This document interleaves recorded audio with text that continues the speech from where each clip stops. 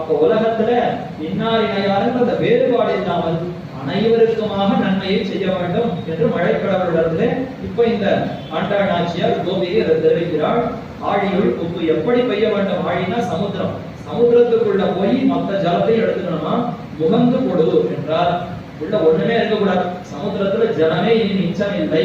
என்னாச்சுன்னா எல்லாம் மேகமா மேல போயிடுது அப்படிங்கிற மாதிரி மொத்த ஜலத்தையும் மேகமா மாறி அது முகந்து கொடு ஆறு. சரி, மொத்தத்தையும் முகந்து கொண்டு மேல போகணும். மேல போய் சத்தமே காட்டாம பெய்யக்கூடாது. நல்ல இடி இடிக்கணும் தான் ஆர்த்து. விராமடம் ஊட்டுவாரை போலே முகம் தோற்றாமல் நின்று ரட்சிக்கும் ஈஸ்வரனை போலே ஆகவண்ணாது.